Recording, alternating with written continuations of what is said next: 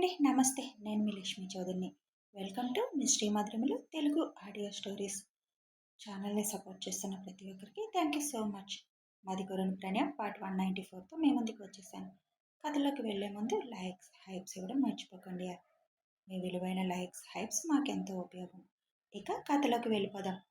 బాగా లేట్ అయిపోయాం కదా, సారీ, నా వల్లే కదా అని అంటారు నవీన్తో పాటు వస్తున్న అతని గురువు. అయ్యో భలే వారే సార్, సారీ ఎందుకు, వెళ్తున్నాం కదా, దానికేం టైం లేదు కదా, మనం ఎప్పుడైనా వెళ్ళొచ్చు, అయినా పిఎం వాళ్ళు వచ్చే టైం ఇంకా ఉంది కదా, ఎంట్రీ కార్డ్స్ ఉండగా మనం ఏ టైంకైనా వెళ్ళొచ్చు కదా అని అంటాడు నవీన్. కరెక్టేలే, కానీ సిటీకి చాలా దూరంలో ఉన్నాం కదా, మనం ఇప్పుడు అక్కడికి వెళ్ళడానికే మినిమం గంట పట్టేస్తుందేమో, అందులో ఇవాళ ట్రాఫిక్ కూడా ఉంటుందేమో అని అంటాడు అతను.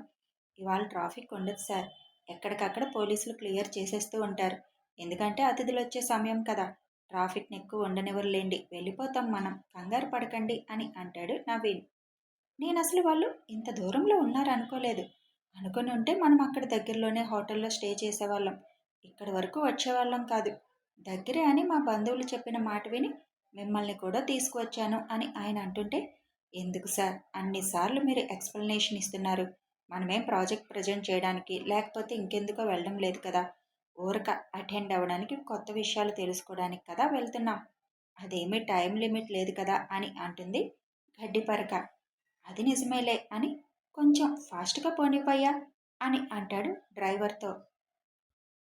గంటన్నర పడుతుందనుకున్న ప్రజెంటేషన్ 30 గంటలోనే దక్ష్ ఎక్స్ప్లెయిన్ చేసింది విన్న వాళ్ళకి, ఎక్సలెంట్ మిస్టర్ దక్షత్, ఇక మీరు పూర్తిగా ఎక్స్ప్లెయిన్ కూడా చేయాల్సిన అవసరం లేదు, ఇంప్రెస్డ్ మేము ఎక్స్పెక్ట్ చేసిన దానికంటే, మేము కోరుకున్న దానికంటే కూడా చాలా అద్భుతంగా చేశారు మీరు ఈ ప్రాజెక్ట్ని, రియల్లీ హ్యాట్స్ ఆఫ్ యూ, ఇక చాలు ముగించుకుందాం మనం ఈ మీటింగ్ని అని అంటారు స్వీడన్ కంపెనీ వాళ్ళు.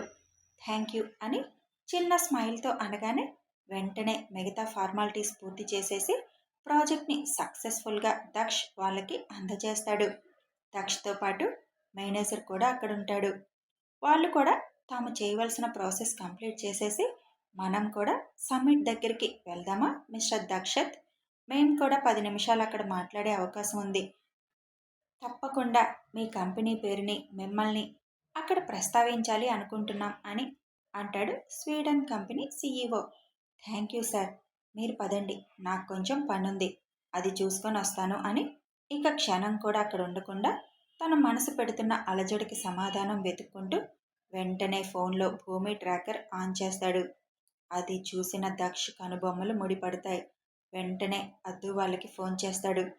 అన్నయ్య చేస్తున్నాడు అని అద్వైత్ ఫోన్ లిఫ్ట్ చేయగానే, నల్లత్రాచ్ అక్కడుందా, కనిపించిందా అని అడుగుతాడు వెంటనే. దక్ష్ గొంతులో చిన్న కంగారు తెలియడంతో, ఏమైంది అన్నయ్య, వదిన ఇక్కడే ఉంది, మేము చూసాం అని అంటాడు అద్వైత్. మరి ట్రాకర్ ఏంట్రా, ఎక్కడో చూపిస్తుంది అని అంటాడు దక్ష్ నుదురు రుద్దుకుంటూ. ఎక్కడో చూపించడం ఏంటన్నయ్య, తెలియడం లేదురా, మనసంతా కూడా చాలా గజిబిజిగా ఉంది, ట్రాకర్ ఎక్కడో చూపిస్తుంది అనగానే, నీకోటి చెప్పాలన్నయ్య, మాకు కనిపించిన వదిన కూడా కొంచెం డిఫరెంట్గా అనిపించింది మా ఇద్దరికి అని అద్వైత్ తన అనుమానాన్ని వ్యక్తం చేస్తాడు. వాట్, డిఫరెంట్గా అంటే? అద్వైత్ చెప్పడంతో, అక్కడున్నది నా నల్లత్రాజు కాదు, ఏదో జరుగుతుందిరా, నా మనసు హెచ్చరిస్తుంది. అన్నయ్య, ఒకవేళ ట్రాకర్ తీయించేశారేమో, అలాంటి డివైజెస్ ఇక్కడ వాడకూడదని అని అడుగుతాడు అద్వైత్. అలా తీయించేస్తే దాన్ని ఆఫ్ అన్నా చేయించాలి, లేకపోతే ఎక్కడో లాకర్లో పెట్టినట్టు ఏదో ఒక ప్లేస్లో అయినా చూపించాలి, కానీ ఇది సిటీకి చివరిలో చూపిస్తుందిరా, పైగా నా మనసు చెబుతుంది ఏదో జరుగుతుందని. నేను ట్రాకర్ ఉన్న దగ్గరికి వెళ్తాను, అక్కడున్న తనని అబ్జర్వ్ చేస్తూ ఉండండి. 3 రోజులుగా తను కూడా అదే అంది, ఏదో జరగబోతుంది కానీ ఏంటో తెలియడం లేదు రామ్, తెలుసుకోవడానికి మా టీం ప్రయత్నం చేస్తుంది అని అంది నాతో. నేను ఈ స్వీడన్ ప్రాజెక్ట్ గొడవలో పడి తనకు జాగ్రత్తలు చెప్పాను తప్ప పూర్తిగా విషయం తెలుసుకోవడానికి ప్రయత్నించలేదు, తన డ్యూటీ తను చేస్తుంది అనుకున్నాను, ఏదో అడ్వెంచర్ చేస్తున్నట్టుంది మీ వదిన అని. అప్పటికే పార్కింగ్ ఏరియాకి వచ్చేయడంతో మేనేజర్కి మీరు సమ్మిట్ దగ్గరికి పదండి, నేను వస్తాను అని కారు స్టార్ట్ చేసుకొని ట్రాకర్ చూపించిన వైపు కారు పరుగులు పెట్టిస్తాడు దక్ష్. కారు డ్రైవ్ చేస్తున్నాడు కానీ దక్ష ఆలోచనలు రకరకాలుగా తిరుగుతున్నాయి. ఏం జరిగింది నల్లత్రాచు, ఒక్క మాట కూడా నాతో ఎందుకు అనలేదు? అసలు ఇంత దూరంలో నువ్వెందుకున్నావు? నీకు నువ్వుగా ఏదో చేస్తావులే అని నేను కూడా కొంచెం అశ్రద్ధ చేశాను. అశ్రద్ధ కూడా కాదు. నీకు నువ్వుగా ఒక ప్రాబ్లం సాల్వ్ చేయగలగాలి అని నేనే కొంచెం చూసి చూడనట్టు వదిలేశాను. గట్టిగా నిన్ను అడగలేదు ఏం జరుగుతుంది అని. మరీ సీరియస్ సిట్యుయేషన్ అయితే నువ్వు చెబుతావు కదా అని నేను కూడా కొంచెం పట్టించుకోలేదు. దాని పర్యవసానం ఇప్పుడు నన్ను బాధపడేలా చేస్తుందా అని అనుకుంటూనే కారు డ్రైవ్ చేస్తాడు దక్ష్. అదే సమయంలో భూమి పరుగులు పెడుతూ జరిగింది కొద్ది కొద్దిగా తలుచుకోవడం మొదలు పెడుతుంది. తను ఆ రోజు ఆ బిల్డింగ్లో వాళ్ళు చేస్తున్నది చూసి వచ్చిన దగ్గర నుంచి ఎవరికేం చెప్పాలి, ఎలా చెప్పాలి, చెబితే ఎవరు నమ్ముతారు, వాళ్ళు ఏం భాష మాట్లాడారు అనుకొని ఆ వీడియోలో కొన్ని పదాలు గూగుల్లో కొట్టి సెర్చ్ చేస్తే అది ఉర్దూ అని తెలుస్తుంది. అసలు ఉర్దూ వచ్చిన వాళ్ళు ఎవరున్నారు ఇక్కడ అని 2 రోజుల ఆలోచనలతోటే గడిపేస్తుంది. ఆ వీడియోలో ఉన్న లాంగ్వేజ్ని ట్రాన్స్లేషన్ చేసి చూడాలని ప్రయత్నిస్తుంది కానీ కుదరదు. టీం మెంబర్స్ కూడా ఏంటి ఎప్పుడు ఏదో ఆలోచనలో ఉంటున్నావు అని అడుగుతారు. ఏం లేదంటూనే తను మాత్రం షీలాని బాగా గమనించడం మొదలు పెడుతుంది.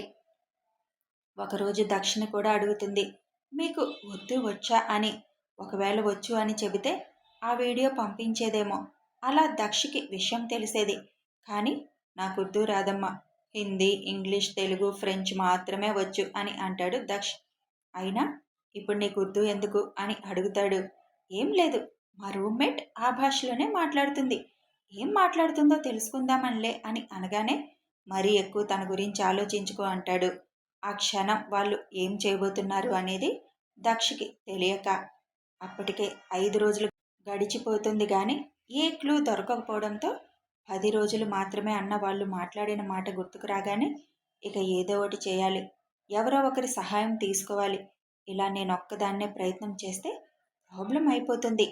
ఏదైనా ప్రాబ్లం అయితే తెలిసి కూడా ఆపలేకపోయాను అని జీవితాంతం నేను బాధపడాలి అని సెక్రటరియేట్లో తను ఎవరి దగ్గర వర్క్ చేస్తుందో ఆ మంత్రి కొంచెం మంచివాడే అని అనిపించడంతో అతనితో మాట్లాడాలి అనుకుంటుంది. అదే సమయంలో వర్క్ ప్లేస్లో ఒక ఐపీఎస్ ట్రైనింగ్ టీం మెంబర్ ఉర్దూలో తన తల్లితో మాట్లాడడం విని నీకు ఉర్దూ వచ్చా అని అడుగుతుంది భూమి. వచ్చు, మా మమ్మీ ముస్లిం, మా నాన్న హిందూ, అమ్మ ఉర్దూ మాట్లాడుతుంది, అలా నాకు తెలుసు, అమ్మతో మేము ఆ భాషలోనే మాట్లాడతాం అని అంటాడు నవ్వుతూ. ఇక ఆ క్షణం తన టీం మెంబర్స్ అందరూ నిజాయితీ పరులే అని బాగా నమ్మకం ముందు నుంచి ఉండడంతో వాళ్ళతో చర్చించాలని నిర్ణయించుకుంటుంది. మీ అందరితో నేను ఒక విషయం చెప్పాలి, దయచేసి ఆ విషయం మాత్రం బయటికి రాకూడదు అని అంటుంది భూమి. ఏ విషయం, ఎందుకేదో ఆలోచిస్తూనే ఉన్నావు, ఏం జరిగింది అని అందరూ అడిగేసరికి చెప్తాను, ఈరోజు సాయంత్రం వర్క్ అయిపోయాక నాతో ఒకసారి రావాలి మీరందరూ అని అంటుంది. ఓకే, తప్పకుండా వస్తాం, అయినా మా టీం లీడర్వి నువ్వు, ఎక్కడికి రమ్మంటే అక్కడికి రావాలిగా అని సరదాగా టీస్ చేస్తూ అంటారు టీం మెంబర్స్ అందరూ. గైస్, ఇది కొంచెం సీరియస్ మ్యాటర్, ప్లీజ్ అని భూమి అనగానే ఓకే ఓకే అని అందరూ ఆ రోజు సాయంత్రం వర్క్ అయిపోగానే భూమితో పాటు దక్ష్ తీసుకున్న ఆఫీస్ దగ్గరికి వెళ్తారు. ఏ హోటల్లో మాట్లాడినా వాళ్ళ మాటలను ఎవరైనా విన్నా ప్రమాదమని అక్కడికి తీసుకొస్తుంది. వావ్, బిల్డింగ్ చాలా బాగుంది, ఎవరిది అని అడుగుతారు అందరూ. ఇది మా హస్బెండ్ ఇక్కడ బ్రాంచ్ ఓపెన్ చేయడానికి తీసుకున్న బిల్డింగ్, ఇక్కడికి మిమ్మల్ని ఎందుకు తీసుకొచ్చానో చెప్తాను రండి అని పైకి తీసుకువెళ్ళిపోతుంది. చూడండి, ఇప్పుడు మీకు నేను చూపించబోయేది ఏంటి అనేది నాకు పూర్తిగా అర్థం కాలేదు, కానీ ఏదో ప్రమాదం మాత్రం భారీగా ఉందని నాకు అర్థమవుతుంది. అది ఎవరి వల్లో కాదు, మన ట్రైనింగ్ సెంటర్లో ఉంటున్న కునాల్ సార్, షీలా వల్ల అని అనగానే వాళ్ళ వల్ల అని అనుమానంగా అంటాడు హవీష్. అవును, వాళ్ళ మీద నాకు ఫస్ట్ నుంచి అనుమానంగా ఉంది, వాళ్ళని నేను అని భూమి ఎలా చూసిందో చెప్పగానే అది మా అందరికీ తెలుసు అని అంటారు ట్రైనింగ్ సెంటర్లో ఉండే మిగతా వాళ్ళు, ఒక్క ఐపీఎస్ ట్రైనింగ్ నుంచి వచ్చిన ముగ్గురు తప్ప. ఇంతకీ వాళ్ళు ఏం చేయబోతున్నారు అని హవీష్ అనగానే వెంటనే తన ఫోన్లో ఉన్న వీడియో చూపించి నీకు ఉర్దూ వచ్చు కదా, వీళ్ళేం మాట్లాడుకుంటున్నారో నాకు చెప్పవా అని అంటుంది. అతను మొత్తం విని షాక్తో వామ్మో, వీళ్ళేంటి ఇంత పెద్ద ప్లాన్ వేస్తున్నారు అని అంటాడు. ఏం జరిగింది, ఏం ప్లాన్ వేస్తున్నారు అని అందరూ ఒకేసారి అడగగానే వాళ్ళు పాము నుంచి తీసిన విషంతో ఒక డేంజరస్ గేమ్ ఆడాలి అనుకుంటున్నారు. ఇప్పుడు నీళ్ళల్లో డైరెక్ట్ పాయిజన్ మిక్స్ చేస్తే కలర్ మారడం లేకపోతే ఏదో ఒక అనుమానం వస్తుంది కదా. అలా అనుమానం రాకుండా దానిని మొత్తం అచ్చం వాటర్ రూపంలో ఉండేలా, అంటే వాటర్లో కలిపిన కూడా వాటర్ కలర్ మారకుండా ఉండేలా దానిని వేరే కెమికల్తో కలిపి తయారు చేయాలని ప్రయోగాలు చేస్తున్నారు. ఆ పాయిజన్ని వాటర్ బాటిల్స్లో కలపాలని చూస్తున్నారు. అది కూడా ఇప్పుడు మార్కెట్లో ఫేమస్ వాటర్ బాటిల్స్ పేరు మీద వాటిని తయారు చేస్తున్నారు. ఆ వాటర్ తాగిన వాళ్ళు క్షణాలలో చనిపోతారు అని అందులో వాళ్ళు మాట్లాడుకుంటున్నారు అని అంటాడు అతను. వాట్ అని అందరూ ఒకేసారి అదిరిపడతారు. ప్లీజ్ అరవద్దు, అదే కదా నాకు అనుమానం. ఏవో మిషన్స్ ఉన్నాయి, ప్రయోగాలు చేస్తున్నారు. పాములు కూడా కనిపించాయి నాకు అక్కడ, చూశారు కదా వీడియోలో. అందుకే వీడియో తీశాను. ఇదెక్కడో కాదు, ఇప్పుడు ఈ బిల్డింగ్ ఎదురుగా ఫైర్ యాక్సిడెంట్లో సర్వనాశనం అయిపోయిన బిల్డింగ్ ఉంది కదా, అందులోనే అని అనగానే వాట్ అంటారు మళ్ళీ. భూమి ఏం చేసిందో మొత్తం చెప్పగానే చాలా డేరింగ్ చేశావు అంటారు అందరూ. అన్ని బాక్సుల్లో పాములతో వాళ్ళు అక్కడ ఏం చేస్తున్నారనేది నాకు అర్థం కాలేదు. ఎవరితో చెప్పాలో తెలియడం లేదు. చెబితే నమ్ముతారో లేదో తెలియడం లేదు. కానీ వాళ్ళిద్దరూ మాట్లాడుకుంటున్నది నేను విన్నాను. 10 రోజులే టైం ఉంది అని అన్నారు. అంటే ఆల్రెడీ నేను ఇది విని 5 రోజులు అయిపోయింది. ఇంకా 5 రోజులు మాత్రమే ఉంది. వీళ్ళెక్కడిది ప్రయోగించబోతున్నారు, ఏం చేయబోతున్నారు అనేది మాత్రం అర్థం కాలేదు అని అంటుంది భూమి. 10 రోజులే అన్నారా అని 2 నిమిషాలు ఆలోచించిన హవీష్, ఇదేదో భారీ ప్లాన్లోనే ఉన్నారు. టెర్రరిస్టులు ఈసారి బాంబులు ప్లాన్ చేయకుండా ఇలా ప్లాన్ చేయాలనుకుంటున్నారా అని అనుమానంగా అడుగుతాడు హవీష్. అంటే వాళ్ళు టెర్రరిస్టులా, షీలా కునాల్ కూడా అని కుసుమ భయంగా అడుగుతుంది. హే, ఆ కునాల్ మా బ్లాక్లోనే కదా ఉంటాడు. సార్ అని గౌరవించాలని కూడా అనిపించదు. వాడు వాడి వేషాలు. అసలు ఒక ట్రైనింగ్ సెంటర్లో కలెక్టర్లకి ట్రైనింగ్ ఇచ్చేవాళ్ళ ఉంటుందా వాడి వేషధారణ? అలాంటి వాడిని ఎలా తీసుకున్నారని నాకెప్పుడు అనుమానం వస్తూనే ఉంటుంది. భూమి, ఈ విషయం మనం ఎవరికి చెప్పినా మనం డేంజర్లో పడే అవకాశం ఉంది అంటాడు హవీష్. చెప్పకపోతే చాలామంది డేంజర్లో పడతారు కదా. అసలు ఆ బాటిల్స్ని ఎక్కడికి పంపించాలనుకుంటున్నారో తెలీదు, ఎలా పంపించాలి అనుకుంటున్నారో తెలీదు. మనం అశ్రద్ధ చేయకూడదు కదా అని అంటుంది భూమి. 10 రోజులు అన్నారంటే మన దేశంలో ప్రత్యేక విశేషాలు ఆ రోజు ఏమున్నాయో మొత్తం తెలుసుకోవాలి మనం అని అప్పటికప్పుడే ల్యాప్టాప్లో సెర్చ్ చేయడం మొదలు పెడతారు. ఎలా చూసినా వాళ్ళకి కనిపిస్తుంది సమ్మిట్, దౌత్యాధికారుల సమావేశం మాత్రమే. ఆ క్షణం అందరికీ వచ్చిన ఒకే ఒక్క అనుమానం సమ్మిట్ అని. ఎస్, అక్కడికి ఆ బాటిల్స్ సప్లై చేస్తారు. ఎవరు బాటిల్ వాళ్ళకి ఇస్తారు అంటే అని అందరికీ షాక్ తగులుతుంది. అది ఆలోచించగానే భూమికైతే ఏమీ అర్థం కావడం లేదు. అంటే వీళ్ళు దానికోసం ఎంత ప్లాన్ చేస్తున్నారా? మనం ఆపాలి, ఎలా అయినా ఆపాలి దీనిని అని అంటుంది భూమి. ఓకే ఓకే, మనం ఇప్పుడు ఎవరిని మీట్ అవ్వాలి, ఎవరు మన మాట నమ్ముతారు అనేది ఆలోచించాలి అని అనగానే, నేను ఇప్పుడు పనిచేస్తున్న మినిస్టర్ చాలా చాలా మంచివాళ్ళు, నిజాయితీ పరులు, ఆయనకి చెప్దాం అని అంటుంది భూమి. ఓకే, ఇప్పుడే మాట్లాడదామా ఆయనతో అని అందరూ అనగానే, హా, ఇంకా ఆలస్యం ఎందుకు, ఆయనతో మాట్లాడితేనే మంచిది కదా.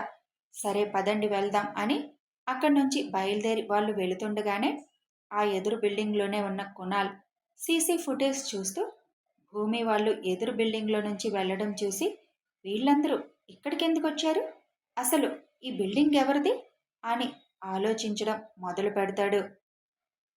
ప్రస్తుతం అదంతా గుర్తు చేసుకుంటూ మీరెక్కడున్నారో కూడా తెలియడం లేదు మినిస్టర్ గారు. మిమ్మల్ని కొంతమంది ఫ్యామిలీ మెంబర్స్ని అడ్డు పెట్టుకొని మమ్మల్ని బ్లాక్ చేశాడు వాడు.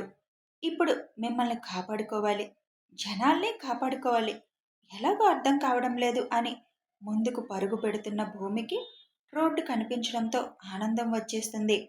రోడ్డు కనిపించేసరికి పరుగున వెళ్తున్న భూమికి అప్పటికే తనలో ఉన్న శక్తి అంతా హరించుకుపోవడంతో తల తిరుగుతున్నట్లుగా అయిపోయి ఏ క్షణం పడిపోతుందో అన్న భయం వస్తుంది.